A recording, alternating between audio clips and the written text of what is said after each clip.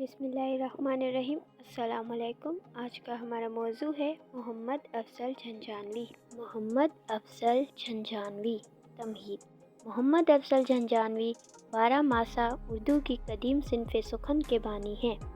ان کی تصنیف کردہ 12 ماسہ بکٹ کہانی کے نام سے مقبول ہے۔ مختلف روایتوں کے مطابق افضل جھنجھانوی کو 17ویں صدی کے نصف اول کے دور کا کہا گیا ہے۔ 12 ماسہ کے ساتھ ساتھ انہیں شمالی ہند میں ریختہ کا بھی پہلا شاعر کہا گیا ہے۔ حالات زندگی: محمد افضل جھنجھانوی میرٹھ کے علاقے جھنجھانا کے باشندے تھے۔ یہ رائے قائم چاند پوری کی ہے کیونکہ افضل کے وطن کے بارے میں صحیح رائے قائم نہیں ہو سکی۔ اسی روایت کو اشپر نگر اور بعد میں حافظ محمود نے دہرایا ہے۔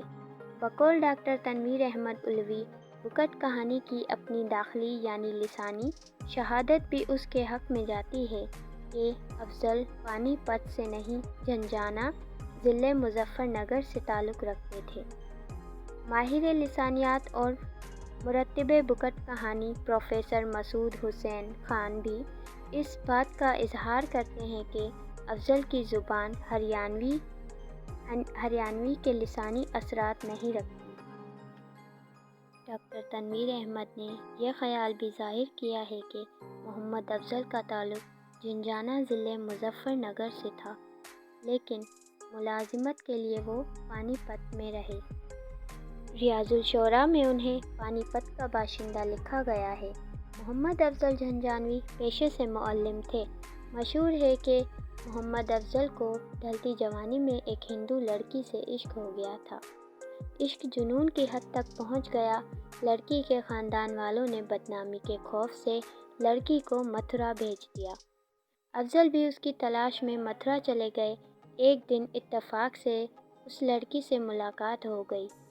جب اظہار محبت کیا تو اس نے ملامت کرتے ہوئے کہا، اس عمر میں سفید داڑھی رکھتے ہوئے اس طرح کی حرکت کرتے ہو۔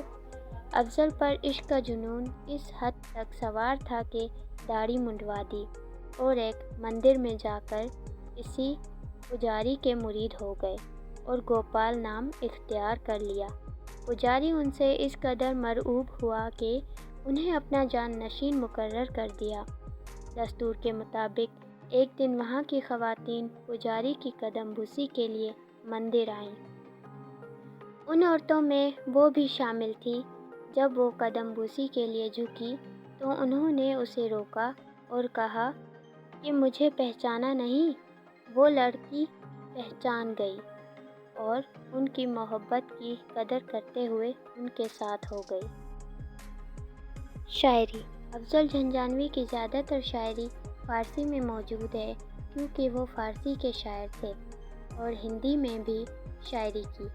ان کی بکٹ کہانی بھی فارسی اور ہندی کی ملی جلی زبان میں لکھی گئی ہے، جو 1325 اشعار پر مشتمل ہے۔ بکٹ کہانی کا تعلق ہندوستان کی تہذیب و معاشرت سے ہے۔ یہ صنف مثنوی کی حیت میں لکھی گئی ہے اور بہت کم شعراء نے اس میں کام کیا ہے۔ اس کے متعلق ڈاکٹر خلیق انجم لکھتے ہیں، 12 ماسہ میں موسمی کیفیات کی مصوری کے علاوہ جذبات نگاری اور تہذیبی ماحول کے عکس کشی کے بھی بہت دلکش نمونے ملتے ہیں۔ اس میں غم کی ستائی ہوئی عورت کی طرف سے شاعری کی جاتی ہے، جو ہندوی گیتوں کی صدیوں سے چلتی آئی ہوئی ریت ہے۔ چونکہ افضل جھنجھانوی کا تعلق 17ویں صدی سے ہے، اس لیے ان کی شاعری قدیم ہندوستان کی گنگا جمنی تہذیب کی بھرپور عکاسی ہے۔ 17ویں صدی مغلیہ دور کے عروج کی صدی تھی۔ اسی صدی میں تاج محل جیسی عمارت قائم ہوئی۔ افضل جھنجھانوی نے 12 ماسہ جیسی صنف کو اپنے اظہار کا ذریعہ بنایا جس کا تعلق صرف عوام سے تھا۔ محمد افضل کی بکٹ کہانی کے علاوہ اردو میں اور کوئی دوسری تصنیف موجود نہیں۔ قائم چاند پوری نے اپنا تذکرہ مخزن نکات میں افضل کا شمار سعدی، امیر خسرو اور ملا نوری کے ساتھ کیا ہے۔ میر حسن نے بھی اپنے تذکرے شعرائے اردو میں محمد افضل کا ذکر کیا ہے۔ بعد کے تذکرہ نگاروں نے بھی افضل جھنجھانوی کا ذکر اور شعری خدمات کا اعتراف کیا ہے۔ بلا شبہ ان کی شعری تصنیف کو شمالی ہند میں اولیت حاصل ہے۔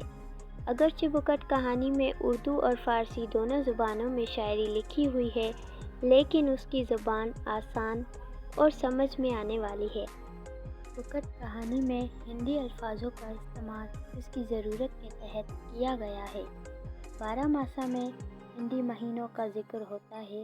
12 ماسا کے سلسلے میں ڈاکٹر تنویر احمد علوی لکھتے ہیں، 12 ماسا ہندی مہینوں کے اعتبار سے لکھے جاتے ہیں اور ان کا سلسلہ موسموں سے جڑا ہوتا ہے۔ علاقائی رسم و رواج، رہن سہن اور تہواروں کا گہرا تعلق ہے۔ ایسے بھی 12 ماسا جو مذہبی جذبات کی نقش گیری اور ایک گونا تبلیغی مقاصد کے تحت لکھی گئی ہیں۔